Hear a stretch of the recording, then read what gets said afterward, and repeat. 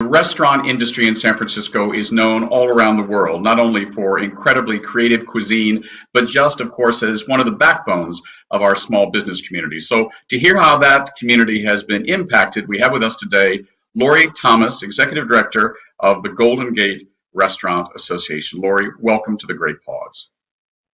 Thank you, and I'm happy to be here.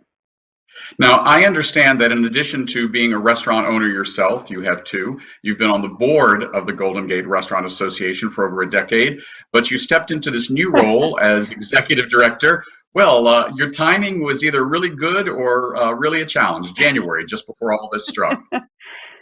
Yeah, it's been quite the roller coaster ride. I'm happy I could be here at this time because I think the combination of having the business owner, restaurant owner experience combined with my interest for many years in public policy has enabled us to sort of be able to try to add value and help both our members and work with the city on trying to see what we could do to help provide relief. Right. So let's get to the numbers right away. How many restaurants are there in San Francisco, and how many of them are members of the Golden Gate Restaurant Association, which is itself a nonprofit service organization, correct? Correct. It's a trade organization. It's a 501c6. Yeah. So the numbers are moving around as you could expect. At the end of 2019, by the number of permits now I'm talking about brick and mortar restaurants here. That doesn't include like mobile food trucks or commissaries. Brick and mortar restaurants in 2019 were about 3,900 per the permits. I am sitting on the San Francisco Recovery Task Force, and the numbers we saw a couple of weeks ago from the chief economist, he thought the numbers were closer to 3,654 restaurants. So there could have been a little bit of a drop off in the first part of the year. So it's somewhere in that range, 3,600 to 3,900. And we represent, I wish we represented more, and hopefully we will after all of this if everybody can survive. We represent probably about 800 restaurants. But again, we've opened up the membership, we've opened up the Facebook. We're just trying to communicate and work with anybody who needs it. Right. So just this morning, I was on a Zoom call, a virtual meeting with the San Francisco Chamber of Commerce Executive Committee, on which I sit. And earlier, I was on a public relations call with San Francisco Travel. And later this afternoon, I'll be on a call with the Hotel Council. These are all groups like you that are working to get us through from the Great Pause into the Great Recovery. All three of those calls I mentioned were very sobering. Let's talk about the numbers. How many restaurants have already closed in San Francisco, and what do you think is going to be the ultimate fallout of this once we get into being open actually for business? So, I wish we had more accurate numbers. We just did a poll. We're working on the results now. It's hard to even get, everybody to respond. I'm concerned that we probably have a closure rate of around 20 to 30%. Somewhere in there based on some numbers I've seen. I keep hearing from people who closed their businesses. Somebody sent me an email last night and told me that they made that decision, unfortunately. So I'm thinking probably 20 to 25%. But again, I can't give you hard numbers on all of that. I think you've heard me say before that I'm very concerned that maybe 50% won't be able to reopen or might reopen and then have to close in a couple of months. I will say that, for those of us that can get some sort of a relief from the government, the probability of staying open is higher, of course. So we will see. We've seen numbers between 30% from the CRA about estimated closures over a month ago. We've also seen the James Beard Foundation show a much higher probability of closures in New York City. Of course, they were struck harder than us. So we will see, but I wouldn't be surprised if it doesn't sort of net out around 50%. But again, it's going to really depend on what happens with the new HOPE Act that Speaker Pelosi is putting forth and with what happens, whether or not people actually get some of the aid that they're still applying for. Right. So I'm going to ask you now to switch hats. Talk to me as a restaurant owner. You own two restaurants. Are they open? Yeah. Are they doing curbside? No. Are you going to be able to survive? What is it like for you personally as a restaurant entrepreneur? Yeah, so we have two small restaurants. One's been around for 23 years, Rosa's Cafe in Cow Hollow, and the other one is Terzo. It's been around for 14 years. Together, they employ about 60 employees, some part-time, of course, not all full-time. On the evening on March 16th, we did not open for service, for dinner service. We laid off, furloughed basically all the staff, paid out all of the accrued San Francisco sick pay, all the vacation, and all of the pay the next day. We've been in contact with them. We just distributed checks from our super generous friends, family, and neighbors for the GoFundMe campaigns to give checks to everybody. And we couldn't really do to-go delivery. It was never really a component of our business. People would order and pick stuff up, but we did very little business to go at either restaurant. The food just doesn't really travel that well.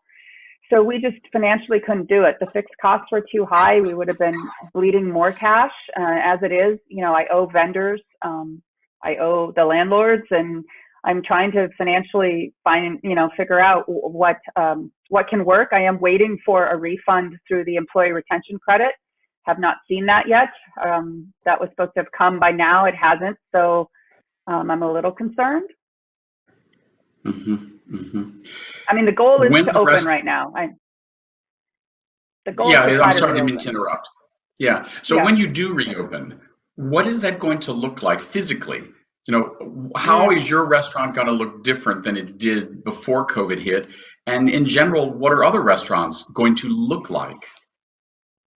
Yeah, so we don't really know all the answers yet. We're trying to work closely with the folks in the city of San Francisco, much more so than the state. The state put forth, as you saw, Governor Newsom, a lot of guidance that can be used statewide, but we're really looking for take our cues from the city and county of San Francisco on what happens when we reopen. There will be things, of course, like you guys have all heard about, social distancing, whether or not we'll be able to how many people will be able to seat by running the math. We anticipate that that's going to look like 30 to 40% of capacity, probably closer to 30%, particularly if the bar areas are unable to be seated. That everybody will probably have personal protective equipment on, maybe even the customers, if they're not actually physically eating or drinking. Tablecloths, things that you would normally see preset, won't be able to be preset.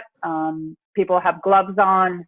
Hopefully we can see it outside. That might help a lot with the capacity of adding, additional covers and getting more revenue. But it's very concerning. We need to be aware of the safety of our guests and the safety of our staff, and we want to still make sure that we can have an open, welcoming experience. And a lot of us are a little concerned how that's going to come down.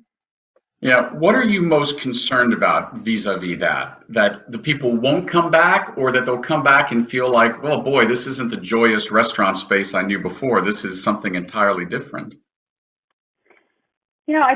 I think it's both. I think we unfortunately, I think what we have to do to provide the safety is going to take away from the experience. But we're super adaptable as humans. I think we can adapt to that. I think what we need to be sure is we can be safe. I think the harder question is, can the businesses survive economically? We're not like the federal government. We can't run a deficit. If we don't have cash, we can't make payroll. Yeah, that's the biggest problem, I think. Yeah, we've only got a couple minutes left. Mm-hmm. I'd like to end on an optimistic note, because I know when we started, you said ultimately you're optimistic, and I like to say I'm a pragmatic optimist. What signs of optimism do you see for what's going on now, and what do you think will come? I mean, San Francisco is a vaunted restaurant town. We got to have our restaurants open. Yeah, well, I will say again what I've been saying before. It's been amazing to meet and work with everybody and develop much closer friendships with everybody across the spectrum, from the city to the private sector and to all of our colleagues in the hospitality industry. So that has been amazing. The restaurant community has really banded together. There's been a lot of coalitions. I've talked to people I have never spoken to before in the past couple of months. So there are a lot of really smart, passionate people that are trying to solve these problems. And I want to say, as long as we keep an open dialogue and we involve the business owners in the discussions with the guidelines to make sure that they're realistic, they're doable, they're enforceable, I hope that we get to a much better outcome. And I think that in the city of San Francisco, we've done a phenomenal job staying ahead of it. And I think everybody's desire is not to see a spike or a regress. So there is, intelligence and understanding and patience on our side here. Well, thank you for your leadership. I know, like many, many San Franciscans, I'm looking forward to my first brunch. It's going to be at Catch, my first lunch at Hayes Street Grill, and my first dinner at China Live. And I promise I'll add your restaurants to the list. Just Yeah, a you gotta few come to seconds. Churchill and Rose's Cafe. I'll be there. Just a few seconds left. What advice would you like to give to your fellow restaurant owners in San Francisco? I think just stay in touch and communicate and ask for help. Don't be afraid to ask for help. There's stuff that you learn every day talking to somebody. You might not know about it. Somebody might have heard about it. That's our goal, is to communicate everything we can and to try to help anybody. So people that need help should ask. There's all of us here trying to help each other, and we'll try to figure it out. We just all need to really try to stay optimistic for our employees' sake, if anything. And I'm still confident we can make it through here. Great. Thank you so much. Laurie Thomas, Executive Director of San Francisco's Golden Gate Restaurant Association. Back to you, Jen. And I promise you, at least one of those meals that I just mentioned, or at least a drink at the bar, it'll be with you and on me.